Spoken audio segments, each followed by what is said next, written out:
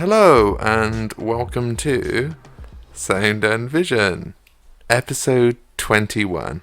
I, as always, am your host, Ian James, and once again, as always, I am joined by the brilliant and beautiful and running on lack of sleep, Miss Hope Wade. Hello, listeners. You're a little too excited for me today. Am I? Yes. I am that morning. I don't know if I can handle it. Of course you can. So today, as I said, episode 21. Yeah. The Christmas edition. Yeah. Our Christmas special. Yeah. So it's like, like if we were on TV, we would have a Christmas special. Yeah. This is like that long-running sitcom, and at the end of the year, they have a Christmas special. Like a 90210 Christmas special? Oh, there it is. Can we have it? What, the Christmas special? Yeah. Of course. Okay. I'm always happy. Oh, you are now? Yep. Mm-hmm. What, did you manage to plug your favourite programme? Yeah. Okay. So yeah, we're gonna obviously Merry Christmas to everyone who's listening. Yeah, Merry Christmas. Because I'm sure this is going out pretty much bang on Christmas now. And yeah, it gives us an excuse to do this for a show, which is something a little bit different to what we normally do. But at the same time, it's still movies. Yeah. And because it's the Christmas edition, it's Christmas movies. Christmas movies that we love, and I think has to be, it doesn't feel like Christmas if I don't watch it. I hound you all the time. You do.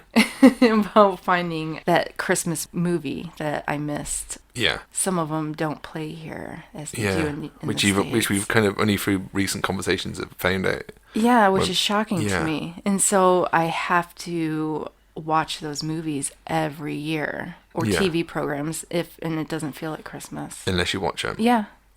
I mean, great, because then that helps with what we're going to do. So basically, what Miss Hope Wade is implying that you have a hit list of movies. There's a hit list. There's the ones you have to have. Yeah, and me being a seasonal watcher, unlike you. I have to. That doesn't make me the Grinch, though. You're the Grinch. I have to. Yeah, they don't play the Grinch in the UK either. They don't play the Grinch. They don't play Peanuts, Charlie Brown. They don't play A Christmas Story. Yeah. They don't play any of them. It's sad. It saddened me. They do play, a couple, but not. But then there's certain ones that we would have, and that as being a Brit myself, then we go, oh, the Snowman. Oh, And see, we never had that. I wouldn't have a clue what that was until I came here. I showed you last year, didn't I? And you liked it. Yeah, I really liked it. I enjoyed it. Okay, so a question I want to ask before we start listing movies, particularly you obviously are more closer to your heart this subject.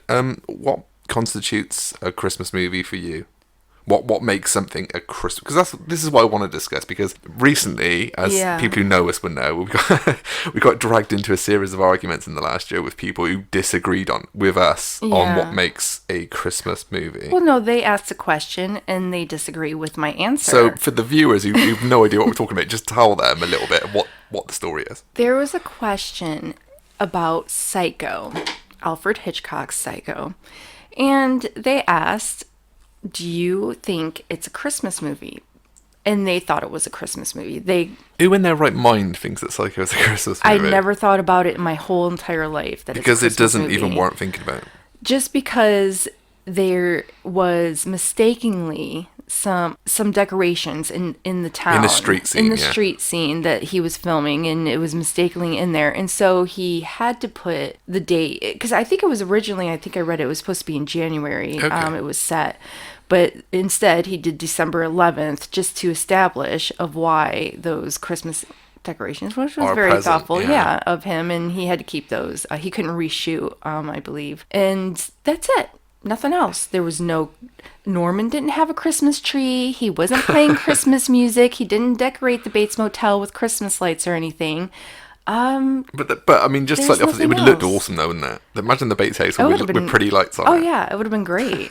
I would have loved it. Yeah. And then I would have thought it was a Christmas movie if it had some lights and Christmas music and a Christmas tree. So those are the things that I look for in a Christmas movie. And then not just some decorations in the middle of the street. Yeah, and then you put forward your argument, which you basically just did there, saying, I don't think it's a Christmas movie because yada yada, which we just talked about. Mm-hmm. And then you were insulted by the admin. Yeah, the group. Again, tell them what you were told. What they were saying to me? Yeah. It's too foul. I can't. They were just being so give mean. us a softer version. But they were trying to say that for some reason it got onto a religious subject. I don't know how, but they were saying that I couldn't talk about religion in the group, which was Christmas. And Christmas is not a religious thing. And I was like, well, why did you ask? She didn't like it. I asked her why she asked a Christmas question. Because Christmas is not about religion. That's what she's told me. Yeah. It's not about religion. It's about pretty lights and gifts. Christmas is not about religion. I said, but it is a Christmas question that you're asking. And it's a religious holiday. I'm sorry, it is. It's just a religious holiday. We wouldn't be sitting here if it wasn't without baby Jesus. So yeah, but what's religion got to do with Christmas? Are you kidding me? That was what we were asked. So anyways, I was actually polite in this whole conversation, which is shocking for you. Yeah, it's shocking for me. I did not give out any verbal, because I'm in another group. I'm pretty respectful. I'm not gonna, unless I know you, I won't cuss at you. But if I know you, I'm gonna cuss at you, just for fun. Yeah. But they were like calling me names, and then they chucked me out of the group, and I was like, well, that was good, because I barely commented on that group anyways because it was fucking lame. So to be honest, but that was just something that made me outraged, was thinking that Psycho was a Christmas movie. Thanks for throwing me out of the group. Merry Christmas. I didn't care. No, I know you didn't. I was more shocked that they were calling me like really bad names and stuff, and I didn't like it. Yeah, from fellow feminist fist pumping women. Yeah, the women. I know, the women for women. Yeah, right. I had like 4 of them ganging up in one guy. Unless you disagree with us. Yeah. Yeah, which sounds like a lot of feminist movements. But moving on. Yeah. Okay. Yeah, we did that. So anyway, Psycho is not a Christmas movie in my eyes. Okay. Is Lethal Weapon a Christmas movie? Oh, hell yeah, it is. That's all Christmas. He's even having a fight and buying Coke in the Christmas yard. Yeah. Like he's selling Christmas trees. Yeah, and I was going to mention that scene. Yeah, it was snowing. And then there's a little message. Is there a message on the bauble? When he goes back to the house and they find that his his daughter's been kidnapped. Oh, on the tree? Yeah. Oh, yeah. So, yeah. Well, yeah. Whether this makes it a Christmas film, I don't know. But it's the same argument you could have with Die Hard, I guess. Oh, yeah. Because I'm a big fan of Die Hard as an action movie, and I know people chuck it into the Christmas. I just don't get that, though. And it's the same problem with if you're going to... Basically, what I'm saying is, if you're going to count Die Hard as a Christmas film, then you have to count Lethal Weapon as a Christmas film. But I just don't, they really... I don't know about Die Hard because I don't really watch it that much. And no, I do. I'm a big fan. The I've sequels watched are terrible, it, but I guess because it's at Christmas time and they play Christmas music, right? In the movie, I can't remember. So yeah, I would constitute it. But then you got Trading Places is another film I really like. Oh yeah. John Landis movie. And obviously there's a few scenes in that take place at Christmas. So people try and shoehorn that one in as a Christmas movie. And to me it's not. Yeah, I wouldn't watch it at Christmas as Christmas movie. No, but it's put out there as a Christmas movie. Yeah. Something I disagree with. I know there's... Yeah, I wouldn't think of it as a Christmas movie. There's a scene at Christmas. Okay, so going back to Hope Wade's... No, it has to ooze Christmas. It has to be... What oozes?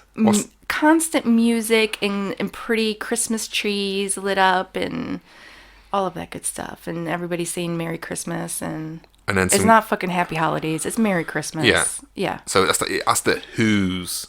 Yeah. Christmas, you have to have, the tree, the snow, yeah. A character dressing up his mother to kill someone in the shower. Yeah. Oh, yeah. I love the Killer Santa. I love Killer Santa. You know what? Because I'm not even religious. And I'm going to celebrate Christmas and respect it, for what it is. So if it's going to have, baby Jesus and the nativity scene and all that good stuff, I'm for it. Okay. Yeah. I'm all there. Okay, let's start breaking down this so-called Hope Wade hit list of movies, the films that you're required to see. So basically, this is a small selection of your particular favourites. I know you could make a much larger list, which you clearly have right in front of me. Yeah, because I'm going to throw in some other ones that's not in my top 5. So, yeah, we're going to just touch on what you think are 5 essential Hope Wade Christmas movies. Because I have to have my horror, which isn't the family, it's not family oriented. Yeah, it's not like movies. Sit down with the kids and open up a tin of Quality Streets. No, but then I have those movies that I grew up on, and so I have to throw those in. Okay. But I'm all for Killer Santas and Santa's Gone Bad and Crazy Santas. I love the drunk Santas. Those are my favorite. See, that's Trading Places. Dan Aykroyd plays the drunken Santa. Yeah, just for a hot minute though. Yeah, I don't remember too many Christmas music. It doesn't ooze. I'm not talking about Trading Places. No, it doesn't ooze Christmas. Okay, so from the top then, selection 1. A Christmas Story. Has to be. Bob Clark's 1983. Yeah. Yeah. Perfect little movie. And you told me you've only watched it once. I've watched it a few times, but I'd only recently seen it for the first time, probably about 5 years ago. It so shocks me. Yeah. Because in the States, we have on TBS, they do a marathon where they play it for 24 hours on Christmas Eve. They start at 8 o'clock on Christmas Eve and it goes to 8 o'clock on Christmas Day. And it doesn't matter, like, you'll be going to, say you go out with your friends or go to a party. You'll come back, and it's you see the Christmas Story. It's just on TV, and you'll catch up if you miss something, you're cooking, whatever. You'll keep watching it, is there any other films that they do that with at different times of the year? No, but, they'll play the constant ones. No, they don't. So there's not like, I don't know, Halloween, and it's John Carpenter's Halloween on a big loop for 24 hours? Nope, it's just the Christmas Story. Wow. That's because it's just a great Christmas movie. Yeah. I know. Christmas. Yeah, that one does, for sure. And completely. Yeah, it has a great cast. Yeah.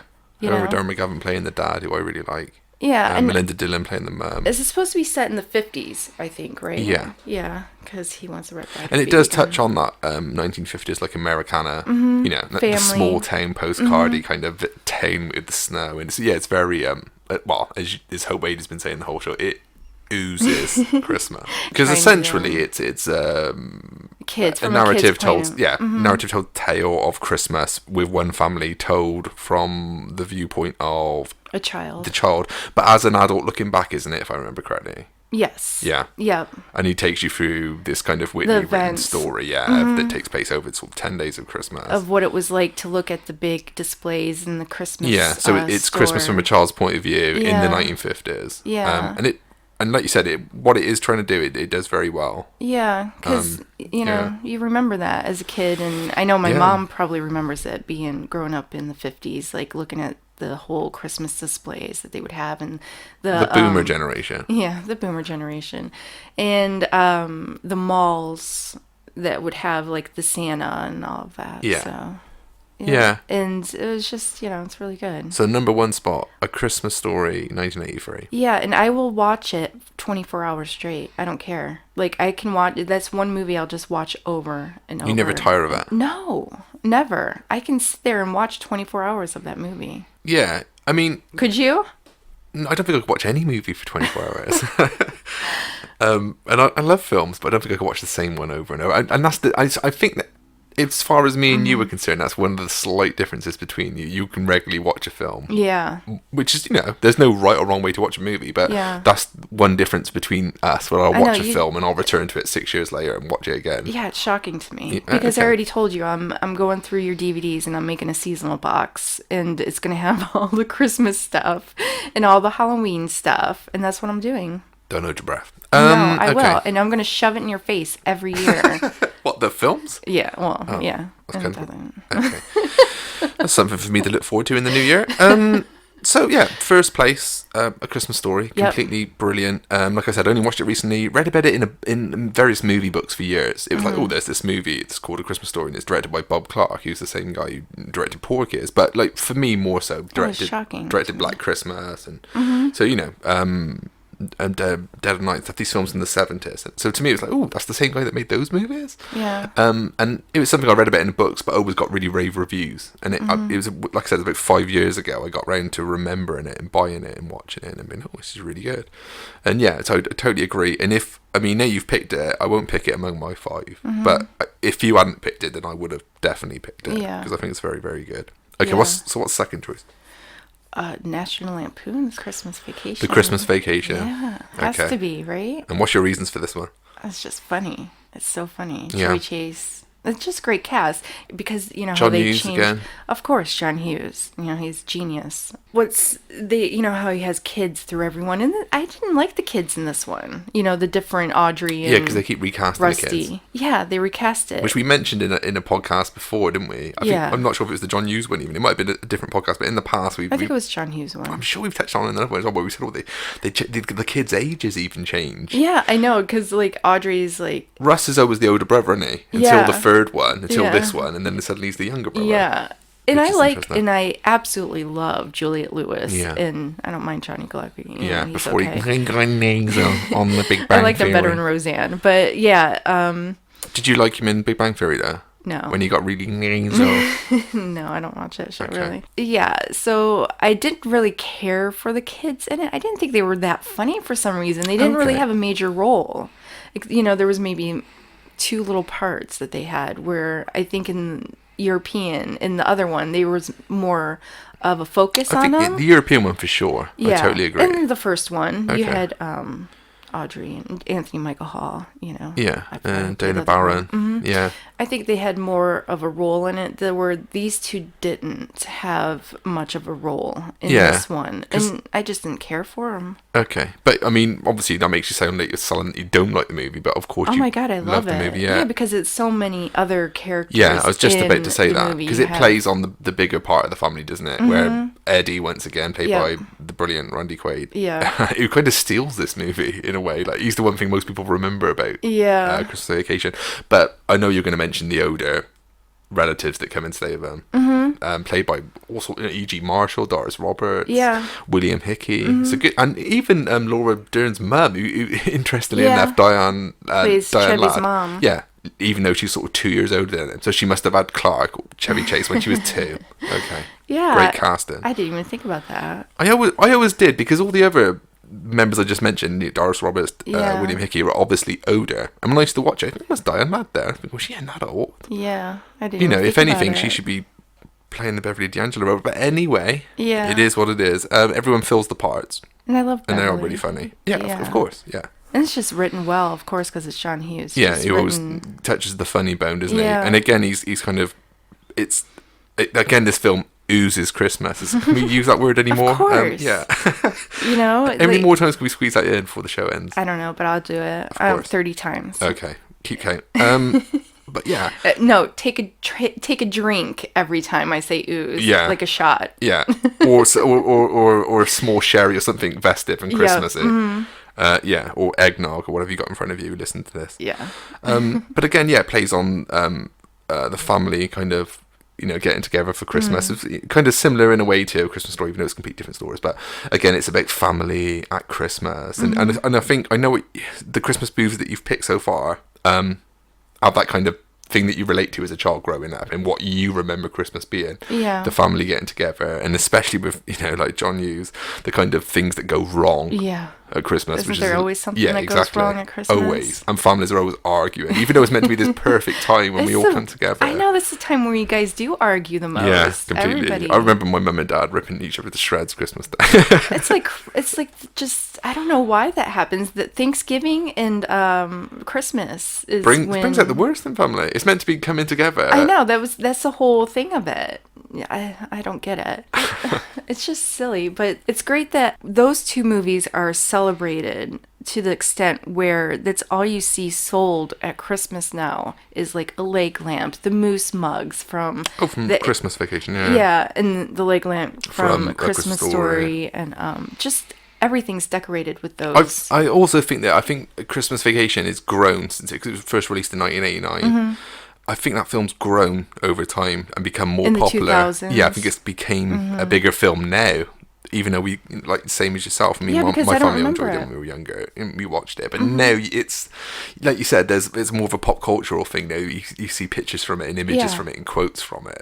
So it has kind of grown, rightfully so. Because I watched it, when it came out, but I wasn't, like, hardcore watching it like I am now. Like, it's like, okay, it has to be every year. Watch it type thing. It just made me laugh as well because aren't they opening like advent calendar doors as the film goes on? That used to intrigue me. And then it used to really annoy me because the film ends on Christmas Eve. I don't know why. it? Yeah, that used to really bother me. I was like, why can't we have Christmas Day? No, I thought they had the Christmas Day. I'm pretty sure it ends Christmas Eve. Oh, yeah. Could do that. And I never noticed that before. And I've watched it a million It's such a petty Only little... you. Yeah. Only it would bother you. Neurotic. Yeah. Are you neurotic much? Okay. No. Let's go on to number 3. Okay. White Christmas. Oh, so an oldie.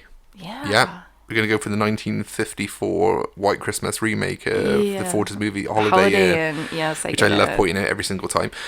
Only because Bing Crosby is in both of those movies. In the first one, he's joined by Fred Astaire. But we lose him, obviously, for this one. This is Danny Kaye, if I remember correctly. And now I have to say, I've seen this movie sort of maybe 2 or 3 times in my life, so it's not something I'm really overly familiar with. But obviously, it's a firm favourite and it's well loved. And obviously, White Christmas, the song, everyone remembers from it. Why this one? I don't think it's a Christmas without Bing. Okay.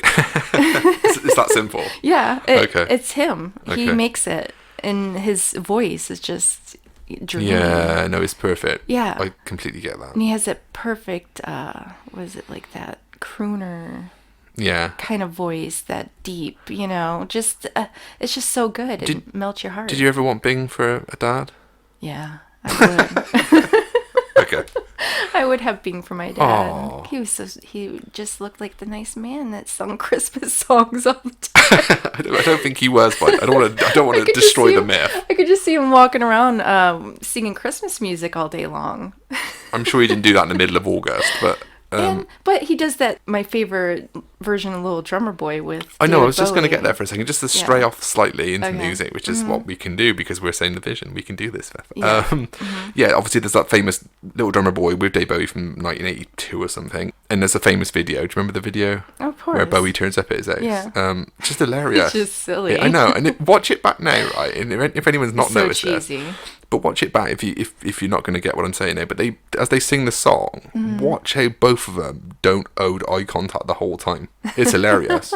Every time Bowie turns, Bing looks away. When Bing looks back, Bowie looks away. There's no eye contact. Honestly, you'll piss yourself if you're watching that. Maybe they would love each other too much if they looked into each other's eyes. I don't know, but I did want to tell maybe I did want to tell listeners though, if you're listening, that that is something that from this year onwards, me and Ope act out in her house.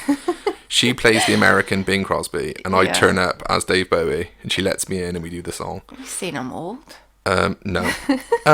Yeah. So that's especially for my 2 children who like to see us do Bing and Bowie, as they know us now, Bing and Bowie. But yeah, it's a great song, a Christmas song. I love it. Fantastic. And Christmas movie, you have Rosemary Clooney. Yeah, he was in it. And who's the actress with the smallest waist in cinema? Vera, in the world, even. Vera Ellen or something? Vera Ellen? I don't know. She has it was so tiny. I think she was known for having a tiny waist. It was 21 inches or something. It's incredibly small. Whatever it is, 21. Yeah, it was small. Because it showed up on telly the other week, didn't it? And you pulled me over to have a look, didn't you? And I was amazed. Yeah. Absolutely shocked. Yeah, it's just too much. But I love, she's excellent in the movie. No, very just good. Her dancing and singing, and you have Danny Kaye. Yeah. So this 1954 remake of Holiday Inn, this musical, which has now gone to be a classic, directed by Michael Curtiz as well. He was the journeyman director. He famously directed Casablanca, among many classics. So, there's great Hollywood caliber behind the camera, I should mention. Is that being a choice, or being your third choice, is that because of viewings as a child for you? Yeah, I think my mom and grandma would watch it all the time. So as a real nostalgia for you, because of where you first seen it. Because I think a lot of these choices that we're going to make here today are based on, hopefully so, based on memories that we have of a good time in our life. And I think that's how we rate Christmas, certain pieces of art, and especially Christmas. Yeah, especially when you're young. Christmas was everything. Absolutely. It's a magical time. Yeah. It's only as an adult it's a fucking nightmare. I know. I don't want to spoil the myth for any younger viewers. There is such thing as a Santa Claus, and let's not spoil it. But trust me, the adults are stressing. Yeah. Okay, so White Christmas is very hard to argue. Obviously, that is the ooze of all ooze. Christmas is the movie. ultimate ooze. Yeah, that's the ultimate eggnog ooze. Yeah, like the 2 friends fall in love with 2 sisters. Yeah. While they're watching them do their singing act. Yeah. And then it's just wrapped around Christmas. Yeah, it's the whole scene at the end too. The opening of the doors, and it's snowing, and you got the horse and carriage, and it's just perfection. It's very old, vintage, the dying age of Hollywood. I always kind of say before the 60s. I love that. And beautifully shot in Technicolor, which is everything, isn't it? So you get those bright, vibrant reds, greens, and whites, those Christmas colours then, but vibrantly put on screen. Yeah. So you've dropped back there for a classic, a little piece of your childhood, should we say? Yep. What's coming in at 4? Oh, 4. I don't know because can I just go on with a couple of them? I don't know. Of course you can, yeah. Okay. I thought you would pipe in yours. Go on. Okay. Here, but Do you want to hear mine? No, because I'll finish mine now. And that's me being told. Okay. I'm torn after this because I have. She's not always this bossy. Yes, I am. Because I'm Lucy. You called me Lucy from Peanuts. I did. Yeah. Yeah. Yeah. We'll bring that up in a minute. Okay. But my new favorite, I don't know if I should bring this up now, is Elves. Yeah. This is the very, very low budget 1989. Oh my god, it's genius. Horror movie. It's on my list. Terrible reputation. I don't know how I've missed out on it for so long. Ever. A horrible reputation. Why? Yeah, it's got a horrible reputation. It's just, it's loathed. Is one of the only reason I watched it myself about 7 years ago is because it was rated in the worst films ever made, so I thought I'd better give it a look. So really? Yeah. It reminds me of a full moon movie, like production movie. I swear it could have been. I don't know, like if they took the book out of a full moon. In 1989, so it was before Full Moon, because Full Moon didn't really happen until 1990. So no, it was but there was slightly before. Empire Films by Charles Empire Band. Films, which is like the same thing. To a degree, yeah. Yeah, so everything about it is genius. I love it. It's set in a mall. Oh, so basically, it ticks all hopes. But I'm going to make this, I need to make this statement right, basically, before I'll let you carry on, but I have to make the statement right. If a film is based in the 1980s, it features teenagers, it's set in a mall. Yes, and it has Grizzly Adams, which I didn't, I'm like, oh, that guy looks like Grizzly Adams. I didn't even know it was him. And then you were like, oh, it is Grizzly Adams. His humor is hilarious. It's so dry. He just smokes throughout the whole thing. He acts like, a badass. Are you endorsing smoking? Yeah, back in the 80s, smoking, yeah. He was carrying around a carton of cigarettes the whole time. That was his... like Father Bill Hicks. Yeah, that was his present. And he was Santa, and I love how the girl just kept calling him Santa. And he's like, you don't have to call me Santa. She's like, but, You liked it really, didn't you? Yeah. He looks like a big old Santa. He does. And, you had the elves. Let me stop you for a second. Right, we had the elves, which is the title of the movie, plural. Yeah, although there's only one elf present. And I said to Hope the other day, I said, "What the hell's that movie called?" Elf? There's one elf in the whole movie, so it's literally let's forget Will Ferrell. This is Alf. Yeah, well, they want to make this experiment, this old heritage Nazi experiment, to impregnate the virgin. That's sheer full moon there. Yeah, a Nazi experiment. I know. It's like Puppet Master. Yeah. And they want to impregnate the girl to make elves, to make a colony, like to make the super beast or supermen. So basically to make something the budget can afford. Yeah. Mm-hmm. Right. So there's one elf that tries to hump the girl, and I don't know, it looks like they humped the girl, and I think he humps the girl, and they have sex, and whatever. But as you perfectly pointed out, she doesn't seem to fight it. No, she doesn't fight it, and he's just like this little elf. I don't know, maybe he had superhuman powers, and she tried to act like she hurt her ankle, but it was only, she just twisted it for a hot minute. I'd be getting away from that elf. I wouldn't want him to hump me. Because he is the most hideous looking piece of plastic ever. It's so great, though. I think there was like, one of them's a puppet, and then like it looks like one was in the little suit. Yeah, that's how I interpreted it. Which I love that shit. Absolutely. Bad effects. Yeah, it's just amazing. Yeah. And it's just so funny. Like the humor's hilarious. I really loved it. I know you did. You really went for that, didn't you? I watched it 2 days in a row. 2 days, and trust me, 2 days in a row I had to tolerate elves. But could you imagine a master race of elves, like super beasts, like roaming the earth? Does this kind of mean that you're upset they never made a sequel? Yes, I was just going to say that. I wish they would have made a sequel. I hope somebody does. Maybe you should. I should. If somebody wants to fund it. Go fund me. Is that what I have to do? Go fund me, Is that the thing now? That gives me a chance to say that if anyone is running out of ideas, which Hollywood clearly is, yes. If you want ideas, me and Hope have about 7 books full of them here. We're gonna write a script. Yeah, so you don't have to go away and make you don't have to go away and make Beverly Hills 10 and Gremlins 9 and Terminator 7 and Halloween, I don't know, whatever it's on there, Rambo 9. we've got ideas. Yeah. Just give us the money. And you know what's also great about that movie is that it has little details from the 80s in it, like at the beginning. But do you think that was because it was made during the 80s? Yeah, but the girl wore like a Guns N' Roses, t-shirt, Appetite for Destruction. And then you have the kid in the Teenage Turtles outfit. There's like Ghostbusters on the wall. Like, I love all that shit. Like, looking in the background of movies. Oh, yeah, posters on walls. We've mentioned that before as well. Yeah, and then, oh my God, it's like the most craziest part of the movie is the mom. Not the cat. Oh, kill me. I had to like look away at this because I'm not even going to spoil it for you. 2 days in a row you watched that movie, and both times you made a big statement of walking out when during that one animatronic scene. Cat got drowned in the toilet. Oh my God. Like, seriously. Like, that is just like the worst thing that I could ever see in my life. I couldn't believe she was doing it, and she was a crazy bitch. She got what she deserved because she didn't last long, but she was terrible. Yeah, but I'm just... She lasts too long, I think. She should have died a long time ago for doing that. But you give it a cheer, didn't you, when she got her I loved her scene. She went all mad and smeared lipstick everywhere, all over her face. She was like smearing. It was like a scene. I think David Lynch watched that movie. Oh, here we go. From Wild at Heart. I swear it was that scene. Smearing it all nuts and then smearing it on the window. And, that's that alone. Do not do to lipstick. I don't care how crazy you are. That was worse than draining the cat. No.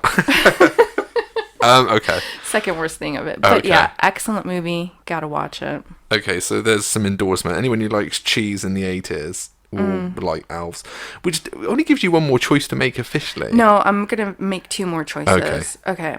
So I'll go with another horror right now since we're on that. But I'll say Santa Sleigh. Okay. Is a staple. Yeah. To watch. I gotta this is my first confession in the show. I've never seen it. But can I just point out that I hadn't seen until last year. I know I still haven't seen it. Didn't we watch it? No, we didn't. We watched Jack Frost and a few others.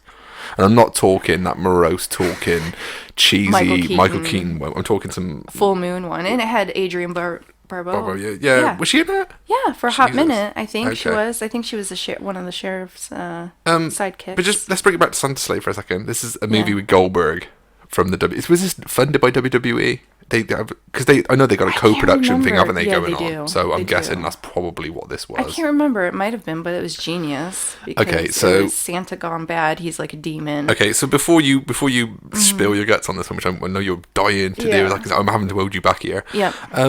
For anyone like myself who hasn't seen it, sell it. Okay, 2005, the demon Santa comes to Hell, Michigan, which there really is. Oh, it's in your hometown. Yeah, in my hometown of Michigan, which I've been to Hell, Michigan.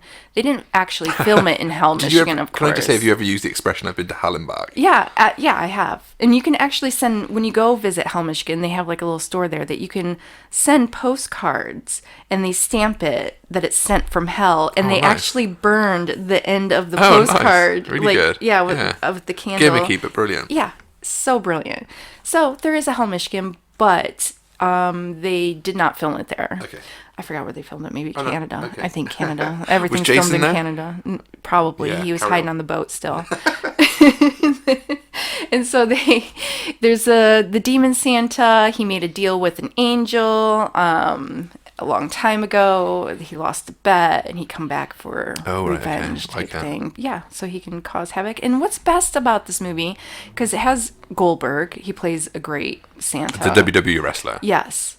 And the opening scene is just great. It has a few, it has some familiar faces in it. And, the whole thing is trying to get to that angel. Does it ooze Christmas? Oh, fuck yeah. It was Christmas. I love that he has, like, he doesn't have a reindeer. He comes in, like, on a buffalo. And it's like it's like a hell buffalo. And it's genius because if you watch, like, behind the scenes stuff, how they did it. And they had, like, a real, like, buffalo behind the scenes. Yeah. Have you got a 2-discer of this? Oh yeah, I've watched that shit. I love behind the scenes. It drives me nuts that you don't watch it because I like to know how like some things are done. And they had this buffalo on like this big harness flying, and a green screen in the background.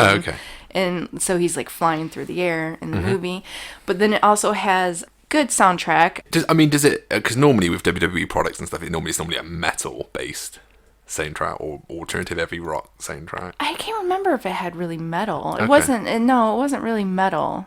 music. But yeah, it's a good movie. I like it. One of my favorites. Okay. And it jostles here for your 5th place, doesn't it? With 2 others that you wanted to squeeze in, because you can't quite justify which is 5th by the sounds of things. Yep, I can't. So I'm going to say Christmas Evil. Classic. I think that's on your list too, isn't it? It is. So we'll come back. You can discuss that one. Because No Hope has completely overrun me. She's took out one of my choices. What? You know what you've done, Lucy. Whatever. You know what you've done. No, I didn't. Okay. I love Christmas Evil. I watch it every year. And Just Friends. Just Friends. Oh, okay. This is a rom-com of recent years. Yeah. 2005. Right, with... Ryan Reynolds, your favorite. Yeah.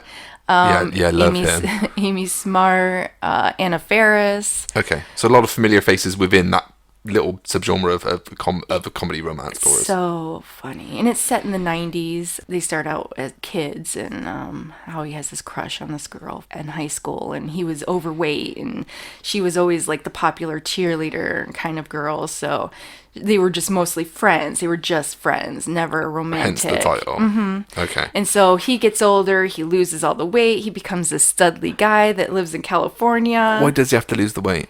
I don't know. You tell me why that movie is. I don't know. It's just a Hollywood thing, isn't it? Which I know you 100% agree with me on. Yeah. Obviously, I have been the larger kid at school. Anyone who knows me would go, you were. You're like the Ryan Reynolds of Just Friends. Do you know what? I'd rather be the overweight kid at school than Ryan Reynolds. I really don't take to the guy at all. But what's the Christmas angle for this movie then? Why do you consider this a Christmas movie? It's set at Christmas. Okay. He comes back for Christmas. Okay. All right. Not intentionally, but he goes back to his hometown. Okay. And it's Christmas time. Okay. And does it play on the tropes of Christmas? Oh yeah, everything's Christmas. So just because I can, it oozes Christmas. It oozes Christmas. Take 2 shots. There. Yeah. Yeah. How come this film's not that well known then? Because I remember me and you discussing it last year. Actually, I made you watch it. Yeah. Mm-hmm. Yeah. Which I guess it's forgettable for you. So maybe.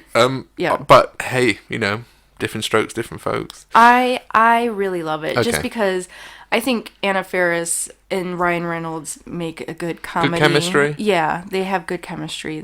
Which is the key. I always think romantic comedies only survive really on the chemistry. Yeah. They have to have chemistry to make those films work. Yeah. And I think it's being set in the 90s. Does that mean with you get the music? a 90s soundtrack? Yeah. What songs turn up just out of interest? Do you remember off the top of your head?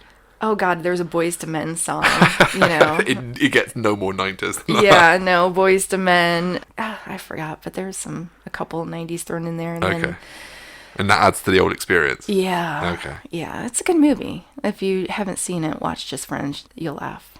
Yeah. And I mean, that's 7 solid choices from yourself there. Without touching on some, I mean, we could mention Miracle at 44th Street, Home Alone. There's a lot of films that people, I mean, like I said, this is different strokes for different folks. And I'm sure a lot of people will be listening and think, well, where's Home Alone? Where's this? But, it's what connects with you and what you take from it. And as you had mentioned with White Christmas, sometimes it's just sheer nostalgia of a pivotal moment in your life, seeing something, and then you kind of always come back to it. And like you said, Christmas is all about memories and family and where you were. And that's like watching Charlie Brown Christmas.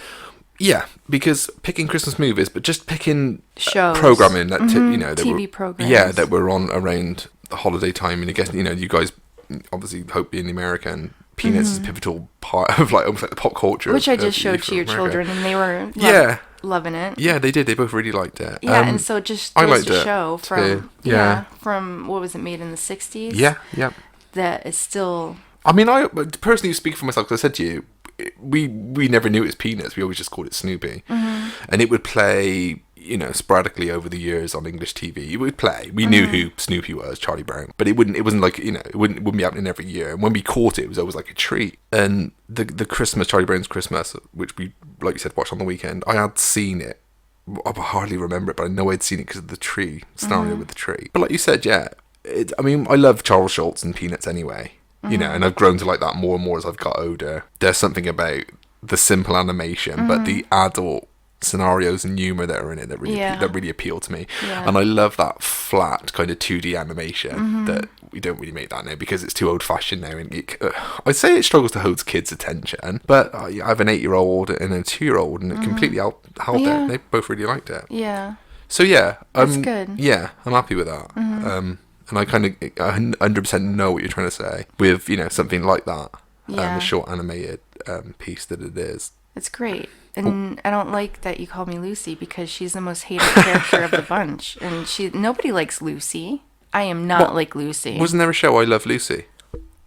Okay, that was Lucille Ball. But anyway, that's not funny. Yeah, okay, Desi Arnaz. But Pee-wee. Yes, Pee-wee's Playhouse. Because I know this is something else we watched again here recently. Yeah, it's just a great TV special. Yeah, TV special that they play. I have to watch it every year. I bought it on DVD. Yeah, you're a big fan anyway, and you're Paul Rubens. Yeah, I was a fan of the TV series. Yeah. So when they did a Christmas special, it's even better. Like seeing Grace Jones, seeing Little Drummer Boy, and Charo. Yeah, one scene never forgotten. Yeah, Grace Jones coming out of a box. Yeah, Charo singing Feliz Navidad. And yeah, that one. And then you have just a bunch of old. It's so dated, though. It's really dated. Yeah, unfortunately. Yeah, like you have Whoopi Goldberg and Oprah, like the old Whoopi. Faces of that time, isn't it? Joan Rivers. You know. Yeah, I thought Joan was in it. Dana Shore, I think, was in it. Yeah. Magic Johnson. Little Richard actually appears in it. He's funny, yeah. Lawrence Fishburne played Cowboy Curtis. Cowboy, yeah, that's right. Which he was in the series. Yeah, regular thing in the series, yeah. So he makes his appearance. Cher was in it.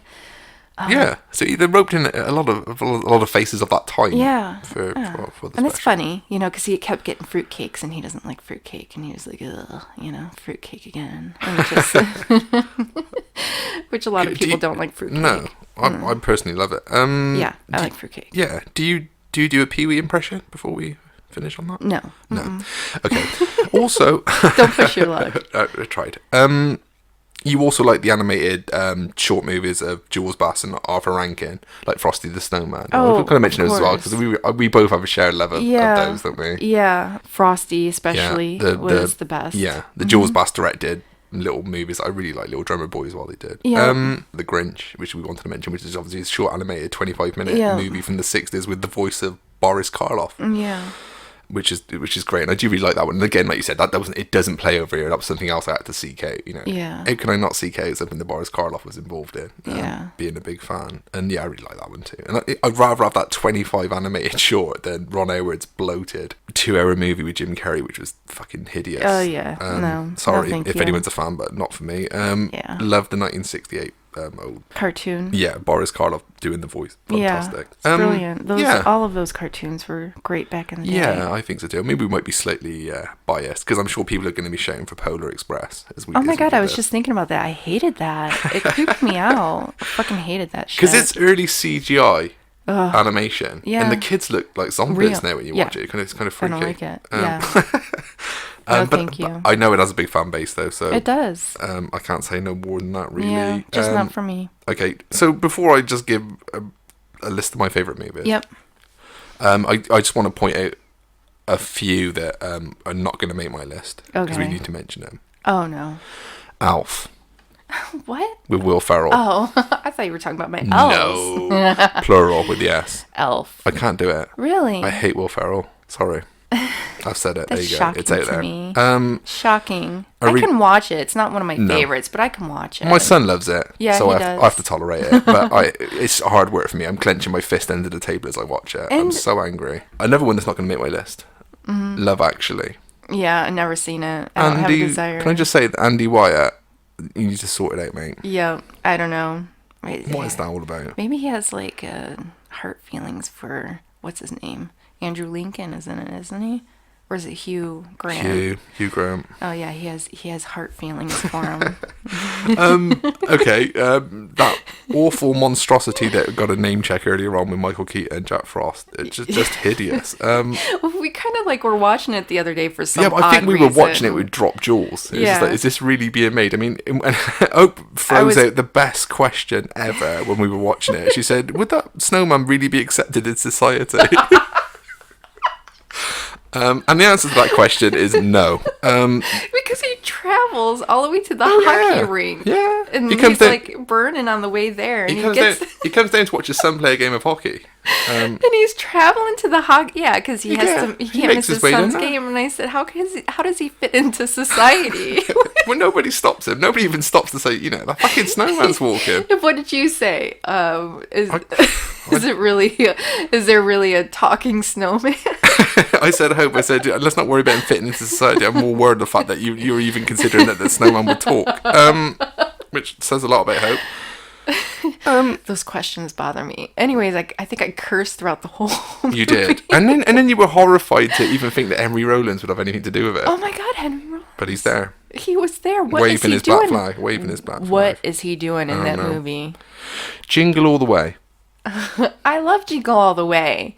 Arnold Schwarzenegger and Sinbad, I think, is in the comedian in it. Sinbad.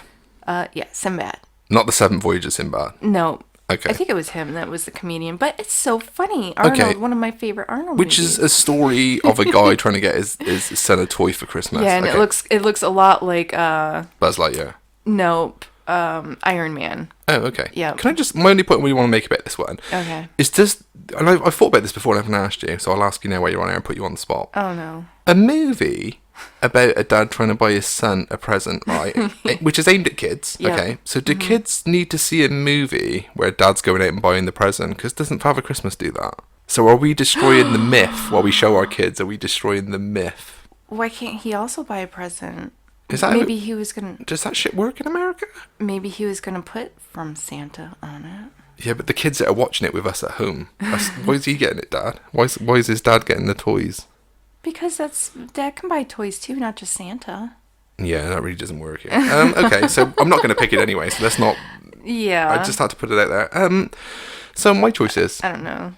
Yeah. My choice is before we run out of time. Which I could work through pretty quickly because Hope's already stole Christmas Evil. All of it. But we should have done like 1 and 1, but that's okay. Well, we're here now. Okay. Christmas Evil, good. Mm-hmm. Yeah. 1980. Yeah. Crazy maniac, disturbed Santa seeing his dad come down the chimney, having sex with his mom, and it ruined his dreams of Santa forever. Yeah. Right? So Mama kissed. Yeah. He was kissing something else. We'll leave it there. But yeah, which leads him to grow up and kind have disturbing. Yeah. And he plays out the whole of Christmas Eve on this mad rampage, which is utterly fantastic. And it completely tongue-in-cheek, so don't get too upset about it. And it's dark. It's that gritty... early 80s looking movie, which is fantastic. Yeah, felt late 70s because they probably filmed it in the 70s. But probably, through 79. But just the iconography of Christmas for that movie. You said the films that ooze Christmas. See, the iconography of that movie oozes Christmas because we have the vibrant red Santa Claus, the Christmas tree at the beginning, the Christmas lights, Christmas Eve. Then you have that wonderful scene. Because I don't want to ruin. I'm going to ruin the movie, but I'd rather someone go out and watch it and experience it rather than me just telling them everything that happens. But there is the final scene in that movie is one of my favourite final scenes in nearly any movie. Well, you're going to have to say it now. No, because I'm going to have someone just go out and find it. But it plays on the idea of Santa and his sleigh flying through the sky. Yeah. Right. But obviously we know that... Are there any kids watching this? I've already spoiled it with Jingle All the Way. But Santa Claus does not exist, okay? And so there's this great scene at the end for Christmas Evil, which is too good for me to even explain. Just watch it. Yeah. And for me personally, because I've got no more horror choices in my list, which is, a lot of people might be shocked with thinking he likes horror films, but I'm only going to go with Christmas Evil, just because personally for me, I think it's better of a movie, only in my opinion, than Black Christmas, which I could have picked, and which, don't get me wrong, I do like, and a lot of people think, oh, you don't like, I do like it. Yeah, I love it. It's just not perfect for me. Yeah. I've got flaws, and we'll do it again, because I could spend a whole show breaking down Black Christmas by Bob Clark. Yeah, we'll come back and break down, maybe we'll do some verses. Yeah, and maybe, because then I can properly get into why I don't think Black Christmas is perfect, and why I think A Christmas Evil is a better film. I just do. So without saying any more about that, Christmas Evil is in my top 5. In at 5. I'll run mine backwards. Okay, so in at 5. Okay. like the old Top of the Pop show in this country. In at 5. Christmas Evil from 1980, which I know Hope would have picked as well. I think she did pick. We're kind of sharing it, I'm guessing. Yeah.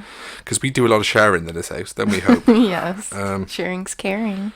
Unless Hope says differently. Okay, in at 4, Gremlins. I love that movie. Yeah. That has to be watched. Yeah. Yeah. An utterly fantastic 1984 Joe Dante movie. It's brilliant. Written by Chris Columbus, who also directed Home Alone years later, for a bit of trivia. Yeah, fantastic movie. Loved it as a kid. Yeah. Always loved it. Watched it a million times, could quote every line from it. Yeah. Plan on showing my son it this weekend. It'll be exciting to see the first him time. watch it. Because it was a real favourite of mine growing up. Yeah. Again, it's set at Christmas, in the small town set at Christmas. And, I mean, I could go into it in greater depth, but I want to save Gremlins for a separate show as well. Okay. Where we do Gremlins and Gremlins 2. Okay. Because we're going to plan on doing some double bills in the new year. Yeah. Where we do Gremlins, Gremlins 2, Grease 2. Because I think those sort of... I don't know, I want to give those sort of films a little bit more time. Yeah. The only thing I will say on my last... Because I'm sure most of you have seen Gremlins, you don't need me to explain it, but I do really love it, and it is my choice of 4, is that I was at a Comic-Con a couple of years ago, and I want to throw this story in, and I met Zach Gilligan, who plays Billy in Gremlins, and... quite frankly, he was an asshole. He was a douche. Yeah, completely. And it almost ruins it next. If I watch Gremlins now, I'm like, oh, that guy's such a prick. Do you think he might have just been having a bad day? Maybe somebody sneezed on him or something. Well, anyone who's rude in front of me and my kid. Oh, it's quite, in front of the children? Yeah, he was really rude. What did he say? Do you know what? I don't even want to go into it. I want to know. I'm having problems. I'm still trying to recover from it. But no, he really wasn't a nice guy. But the film is a great movie, and I will explain in a future podcast why Gremlins is so great. So in at 5 are Christmas Evil, in at 4 Gremlins, in at 3, and it's almost a bit of a cheat for me really, because I'm going to stick two of the same story within my top 5 because this is me personally, right? But in at 3 is Scrooge. From 1951. I'm not talking any Bill Murray nonsense from the 80s. 1951. Hey, Bill Murray one's funny. Yeah, it's okay. It's good. Based on the short story A Christmas Carol, written by Charles Dickens, one of the greatest British writers of all time. Oh Lord, so hung up on the British. You need Always. to expand. Always. At least you got American Girlfriend here. Yeah. So Scrooge from 1951, 1951, right? Which nothing. is You're getting coal for Christmas. Oh, great. Yeah, stockings full of coal. 1951, Desmond Hurst directed British black and white movie, which I adored as a kid.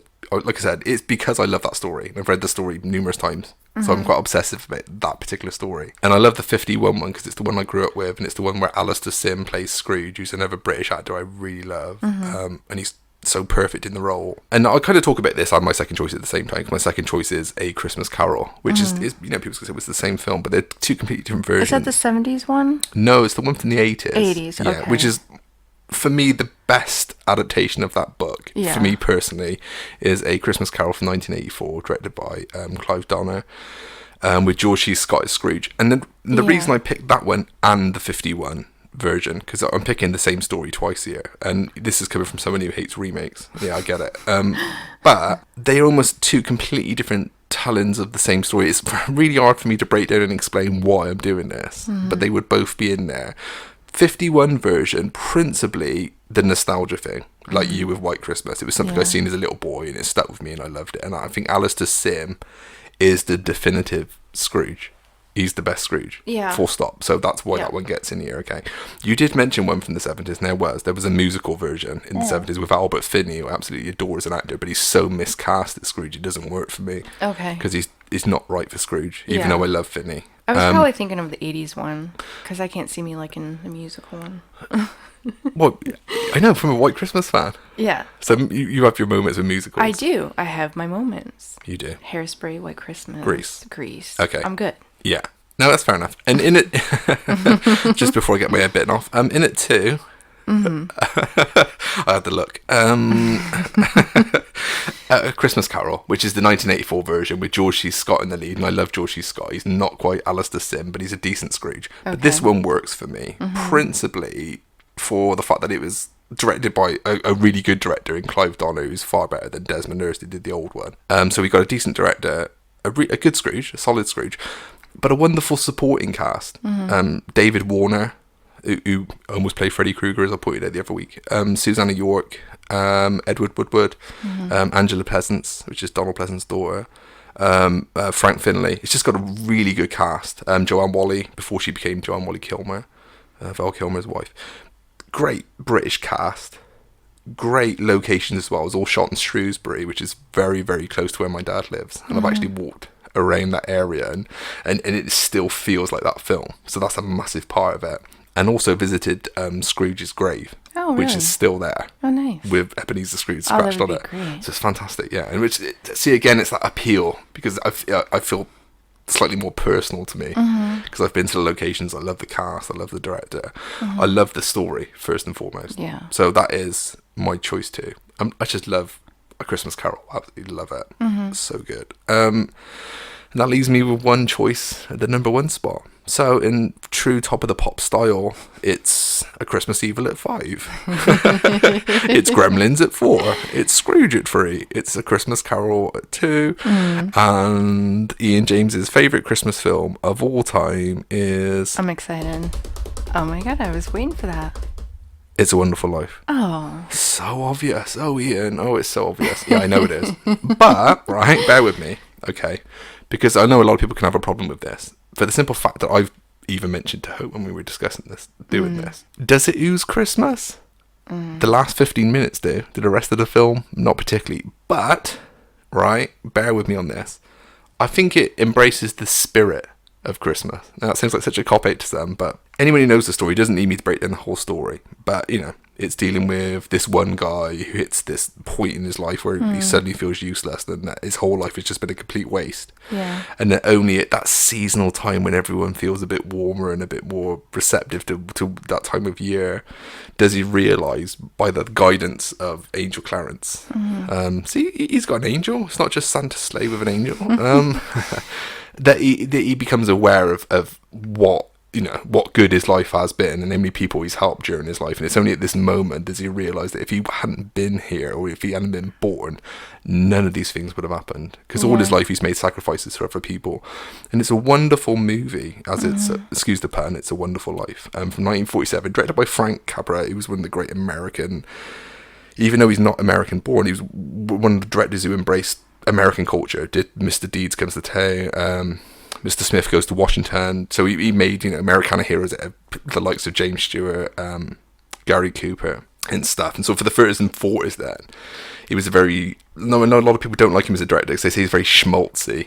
He's very Spielberg before Spielberg. But, you know, that kind of thing never bothers me because I rate Spielberg as a filmmaker and a storyteller. So I don't care if Spielberg's commercial. I care about cinema in different ways to other people then. Like, my take on cinema in general is completely different to anyone else's. Yeah. Well, then most people, not everyone else, but most people then, that I don't care about if someone's considered commercial or not. If you're a good storyteller or you're a good filmmaker, it's as simple as you're a good filmmaker. But Capra suffered from this thing now that when his films are looked back at now, they're kind of by cynical critics and audiences now. That those films are so coy and they call it Capricorn. They're so corny, those films, and this is like, it really pisses me off. People what about not unicorn? Totally missing the point. But I have to mention that when it was made in 1947, it flopped. That film was originally a flop on release, and it's one of those movies, a little bit like Blade Runner from 1982 and a handful of others, that its reputation through TV viewings, because it flopped at the time and then was just sold to TV networks. The TV networks started playing it every year because they picked it up on the cheap. But then through a TV audience, year after year after year, people were like, oh, I love that movie with Jimmy Stewart and Bedford Falls, and, you know, and so the reputation grew through TV viewings. Yeah. And now we look at it as, you know, one of the greatest movies ever made. And I think the American Film Institute did a top 10 greatest films ever made. I'm sure It's a Wonderful Life was in the top 10. Yeah, I think it is. And personally, for me, if I was picking my favourite 20 movies, because I love, you know, I love so many movies. But if I was picking my favourite 20 movies of all time, It's a Wonderful Life, regardless of Christmas. Because like I said to you, I don't see it as a Christmas movie in particular, but seeing I'm allowed to pick it for these choices today, I'm going to put it in there, and it's easily my number 1 spot. But it's in my 20 favourite films ever made, and I'll sit here for about 3 hours solid with someone and explain exactly why I think it's in there. May as well put Psycho into it then. No. No, because I think, like I said, I think this film embraces the spirit of Christmas there. Yeah. By the end. Yeah. And I think that's the message at the end of that movie. That it takes that particular time span to get its message across. And what I will say, real briefly, is a bit of trivia for this movie. I first seen it, and I didn't see it this is another one I didn't see until I was in my 20s, and completely loved it. And I remember reading certain articles on it at the time, but one of the articles that I did read at the time was that it is a movie shown to groups of people who have who suffer from depression. Yeah, I think and I heard apparently that people have responded to it really well. Yeah. And it is shown to the groups that have because I mean, I don't mind being it has an uplifting. Yeah, and I don't mind being ending. open with us talking here, but my family have had problems with the illness of depression, and I'm forever trying to do my best to use hope knows to try and help people in that situation. So yeah, the fact that the film has that kind of power to it, and that people of all ages have responded to it, I think that's a really positive thing as well. Yeah, definitely. And I don't think the film should just be looked down upon as black and white and old and everyone likes it. It is, people like it for a reason, and it is a really good film, and it easily is my number one choice here. Well, that's a good choice. Yeah. And also another bit trivia in it, the two policemen that work in the town of, where George lives are named Bert and Ernie, which is where the Sesame Street characters got their name from. I did not know So that. a bit of trivia for you. But yeah, so that's my personal favourite Christmas movies. The only other film I want to mention real quickly, because I know Hope mentioned her love for Peanuts, and I briefly mentioned it earlier in the episode, but I have to mention The Snowman. Yeah. Raymond Briggs, based on the Raymond Briggs book, animated into a movie in 1982, shown on Channel 4, been shown on Channel 4 every year ever since.